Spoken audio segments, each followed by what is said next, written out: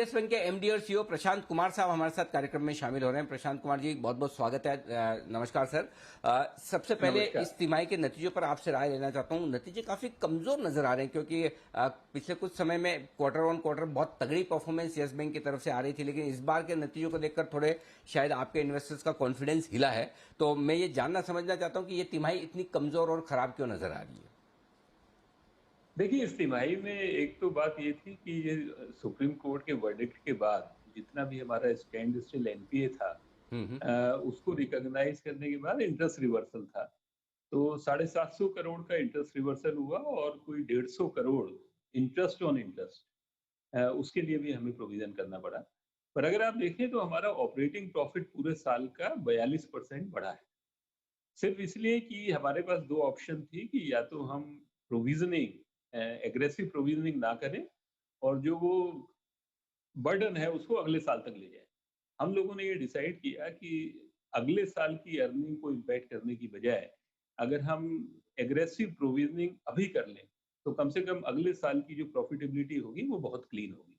तो इसलिए हमने अपना प्रोविजन कवरेज बढ़ाया और उसी वजह से ये जो नेट लॉस 3,800 करोड़ का दिखाई दे रहा है, ये सिर्फ हमारी प्रोविजनिंग जो हमने ज्यादा करी है उसकी वजह से है, बल्कि ऑपरेटिंग प्रॉफिट में तो 42% की हमारी ग्रोथ हुई।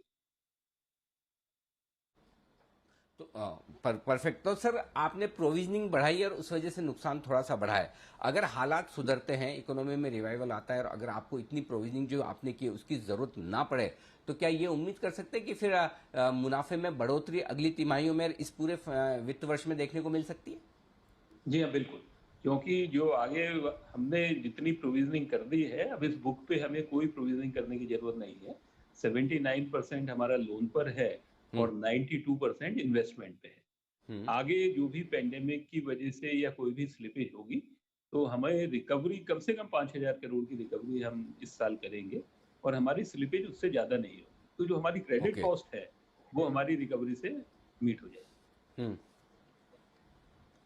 परफेक्ट। तो तो सबसे बड़ी चीज जो इंटरव्यू से अभी तक दोनों सवालों में मैंने पूछा, उसमें जो प्रशांत कुमार साहब कह रहे हैं कि एक एग्रेसिव प्रोविजनिंग अगले साल के लिए की, चाहे तो वो अगले साल के लिए भी इसे टाल सकते थे, धीमे धीमे करते, लेकिन बैंक ने एक्सटेंड लिया है कि एक बार प्रोविजनिंग कर ली जाए ताकि अगले साल की प्रॉफिटेबिलिटी, और 5,000 करोड़ के लोन ऐसे हैं जहां पर रिकवरी की उम्मीद हो सकती है। अब आइए सर, ये तो बात हुई प्रोविजनिंग और रिकवरी को लेकर। अब बिजनेस आउटलुक के बारे में बताइए। कैसा दिख रहा है, इस तिमाही में कैसा रहा है, और अब आने वाले वित्त वर्ष के लिए आप बिजनेस आउटलुक कैसे देख रहे हैं? किस तरह की ग्रोथ आप अपने डिपॉजिट्स में और साथ ही लोन्स में, दोनों में देख रहे हैं सर? तो देखिए, डिपॉजिट में तो हमारी 55% की ग्रोथ हुई है और लोन में भी जो रिटेल लोन है उसके अंदर 23% की ग्रोथ, जबकि इतने खराब समय में, जबकि पिछले साल पहले 6 महीने तो बिल्कुल वॉश आउट था, उसके बाद भी रिटेल लोन में 23% की ग्रोथ है। सिर्फ कॉरपोरेट में, क्योंकि जहां जहां हमारे एक्सपोजर किसी सेक्टर्स में या किसी एंटिटी में बहुत ज्यादा थे, हमने स्ट्रेटेजिकली उस एक्सपोजर को कम किया। इसलिए, और दूसरा जो हमने एडिशनल प्रोविजनिंग करी, उससे हमारी टोटल लोन बुक के अंदर ग्रोथ नहीं दिखाई दे रही।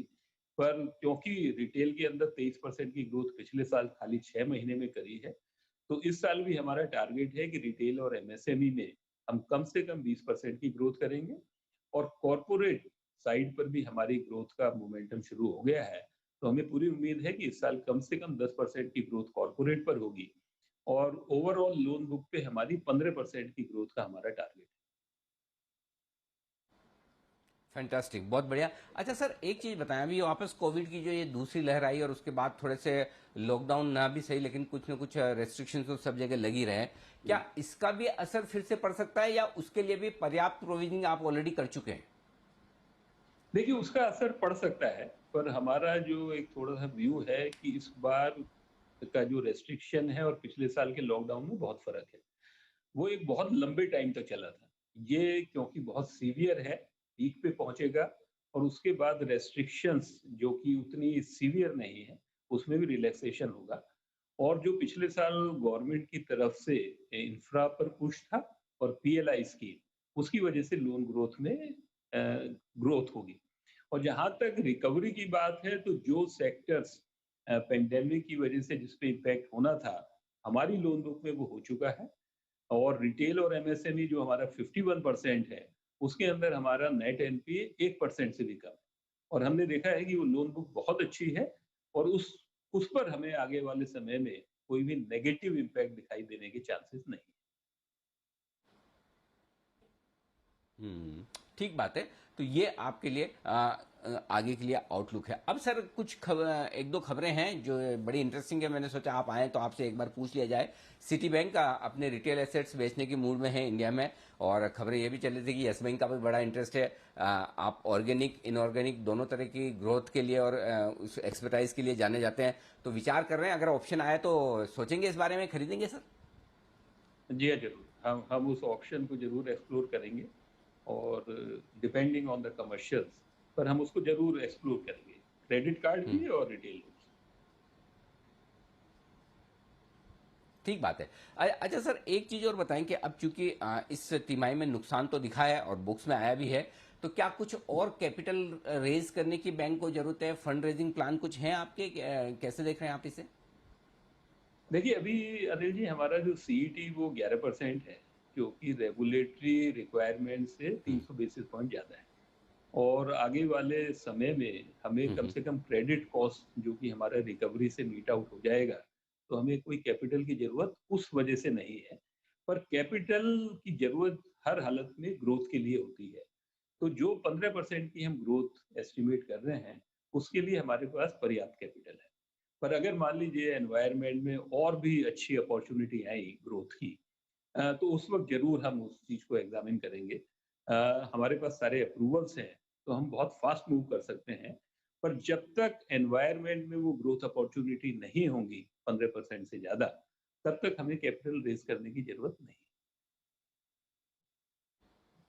हम्म, ठीक बात है। अच्छा सर, जाने से पहले एक आखिरी सवाल, क्योंकि आपके आने के बाद में यस बैंक में निवेशकों का, डिपॉजिट होल्डर्स का बड़ा भरोसा बढ़ा भी था, और हमने भी कई बार स्टॉक को इसी वजह से रिकमेंड किया कि आपके आने के बाद काफ़ी बदलाव दिख रहे हैं। लेकिन इस बार के रिजल्ट देख के थोड़ा सा लोगों को हल्का झटका लगा कि अरे ये अचानक से क्या हो गया, कहीं पुराना वाला यस बैंक तो नहीं। तो एक बार मैं ये चाहता हूं कि आप अपने इन्वेस्टर्स को, हमारे दर्शकों को ये भरोसा दिलाएं कि अगले 1 से 3 साल में बैंक की परफॉर्मेंस किस तरह की रहने वाली है और किस तरह से वो निश्चिंत रह सकते हैं।